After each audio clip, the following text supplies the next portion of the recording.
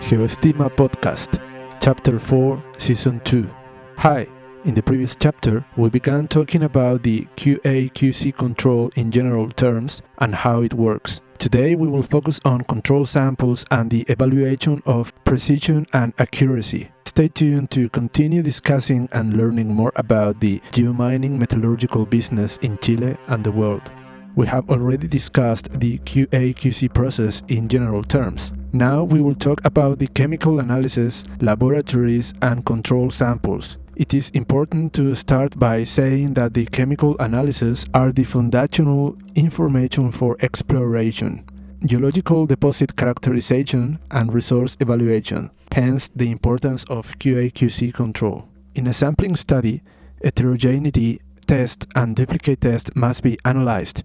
In laboratory reviews, it is necessary to check the mechanical preparation of samples, such as grinding test, in addition to the routine inspection of the chemical analysis laboratory, which includes blind insertion of control samples and inter-laboratory checks. Similarly, there is a general rule that two laboratories are used during a sampling campaign. The primary laboratory is where ordinary samples are analyzed daily. On the other hand, the secondary or arbitration laboratory is generally a high reputation laboratory where a representative portion of the samples tested in the primary laboratory is reanalyzed. QAQC control includes the regular submission of ordinary samples to the primary laboratory, accompanied by a certain portion of blind control samples. These samples are presented as blind to the analysts and objectively assess the accuracy and integrity of the analytical process. So analysts treat them like any other sample without knowing if they contain the analytes of interest.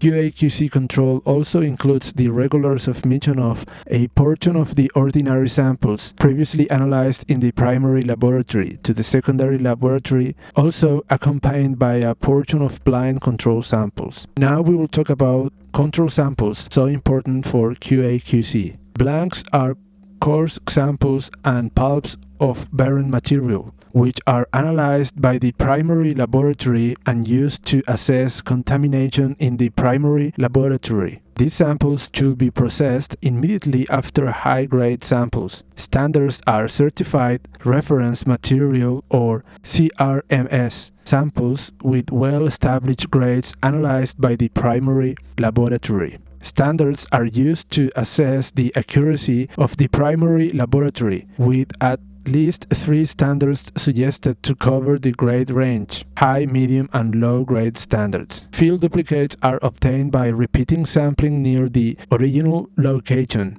Both original and duplicate samples are analyzed by the primary laboratory and are used to assess sampling variance, for example, precision. Coarse duplicates are generally obtained after the first stage of crushing and splitting. Both original and duplicate samples are analyzed by the primary laboratory. These are used to assess sampling variance due to sample preparation. Pulp duplicates are the second split of the final pulverized subsample. Both original and duplicate pulps are analyzed by the primary laboratory. These samples are used to assess analytical precision in the primary laboratory and also to assess the practical detection limit. Finally, there are control samples that are the duplicate of the original rejected sample, either coarse or pulp. The original sample is analyzed by the primary laboratory and the duplicate samples by the secondary laboratory. Control samples are used to assess the precision of the primary laboratory along with standards and CRMS. Let's talk about the evaluation of contamination and detection limit.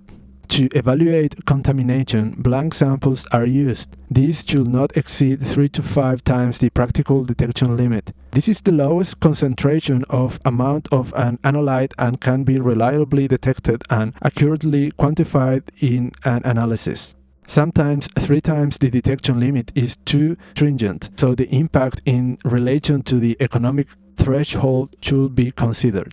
To evaluate the detection limit, it is important to remember that it is assessed using pulp duplicates with the absolute relative difference chart.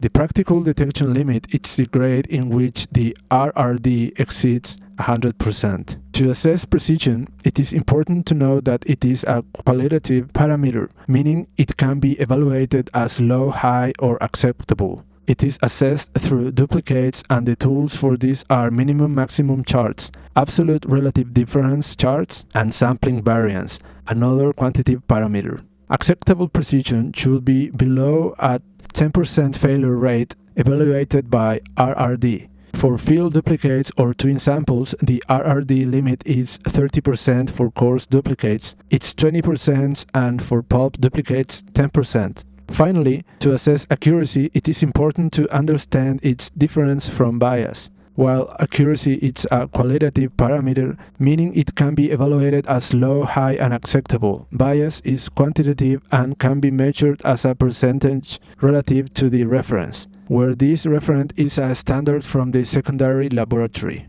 Accuracy is assessed through standard and control samples using standard control charts, RMA control samples fitting, and pair tests. Accuracy is good if the bias is less than 5%, questionable if between 5 and 10%, and unacceptable if the bias is greater than 10%. With this chapter, we conclude the topic of QAQC in geology, its importance, and what to pay attention to in order to ensure the best data quality.